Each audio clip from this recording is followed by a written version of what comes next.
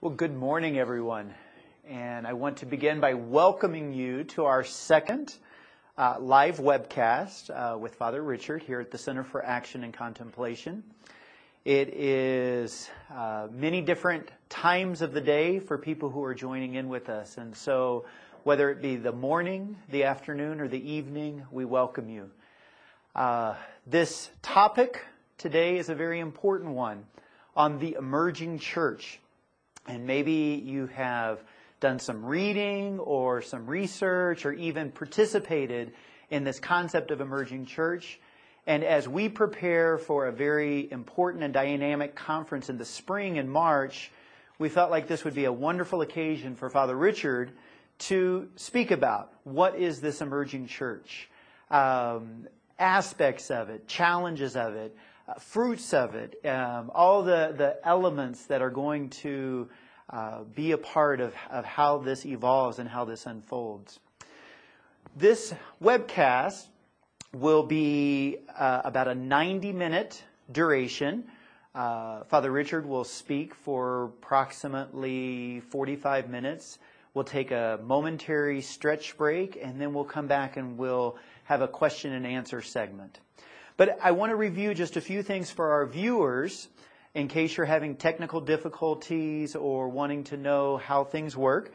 Directly above the viewing screen at the top right is a live chat support button to help with problems during the webcast. So that's one option.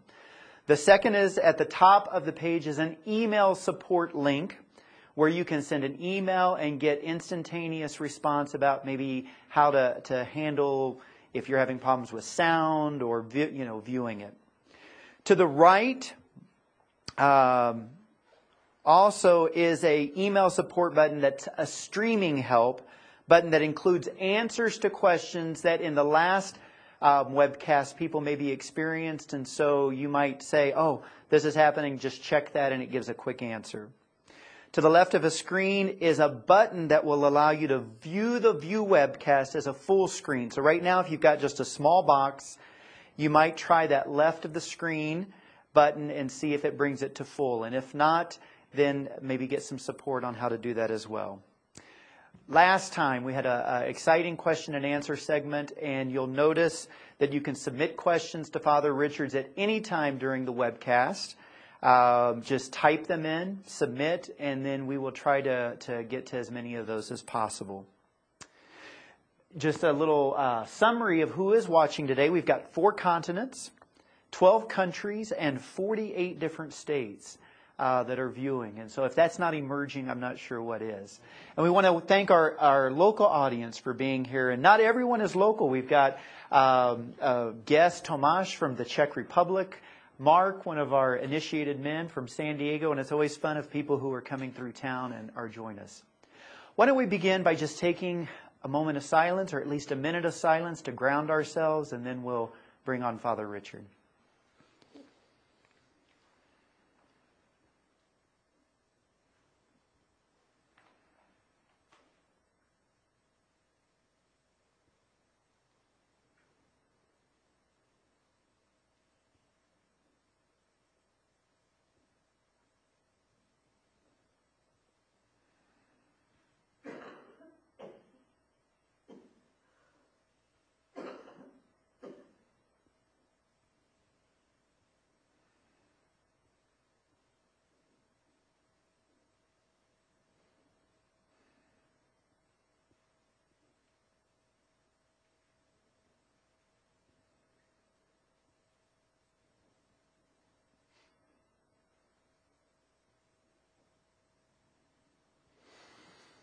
God, you who so desire to expand beyond any box we sometimes want to put you in, we thank you for this new day. We thank you for this day in which we can come to greater awareness of who you are and who we are. We thank you for being able to explore and to expand ourselves and to emerge into newness with our faith, with our spirituality. May we have eyes to see, but more importantly, ears to hear this morning and hearts that will be open. Thank you for the presence of your Spirit. Amen. And I did make a mistake by not kind of introducing who I am. My name is Stephen Pekin. I'm the director here at the Center for Action and Contemplation. And for all of the staff and John Klein, who is making this happen, we thank you and we welcome you. And now we welcome Father Richard. Thanks, Richard. Thank you, Stephen. Thank you. Good morning, and welcome to all of you here. We're happy to do this again. It's seems too easy to just walk down the street and be able to talk to you in so many countries. I do hope this will be worth your while. And as many of you know, we're still basking in the election this week in this country. All of us here at the center have to pinch ourselves every day to recognize that we might just be at what we hope is a new beginning. And what I'm going to try to talk about here is the possibility of another wonderful and new beginning that we're calling the emerging church. I'd like to begin with a parable. I read this 40 years ago, I guess that's right, on my very first set of tapes.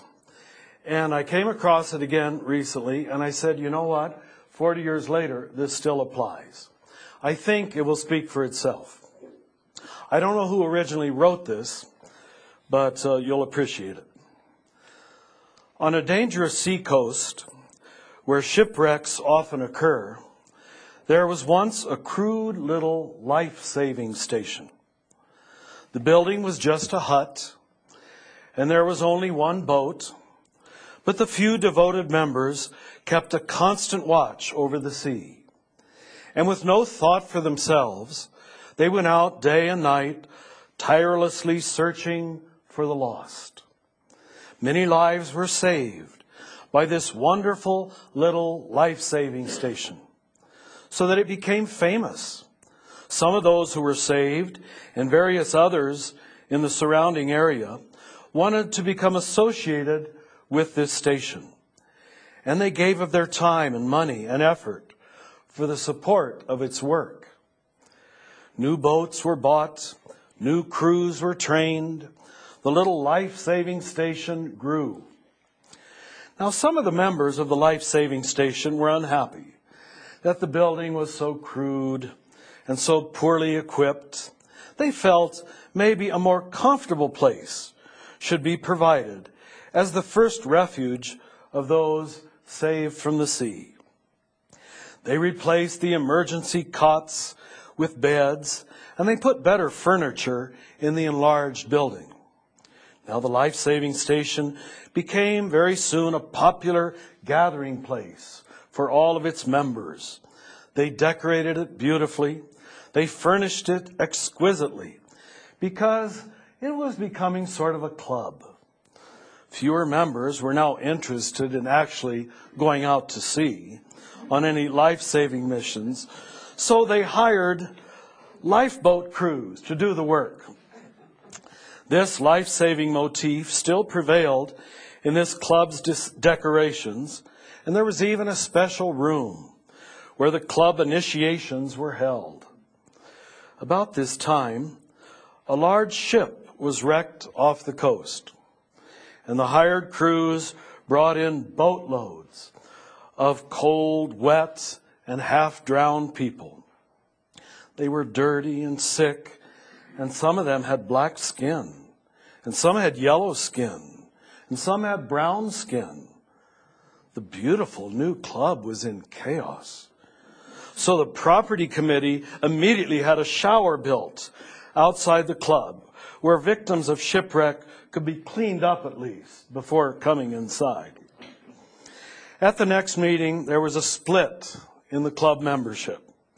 Most of the members wanted to stop the club's life-saving activities as being really rather unpleasant and a hindrance to the normal social life of the club. Some members insisted, still very few, upon life-saving as their primary purpose. And they pointed out that we are still called the life-saving station, but they were finally voted out.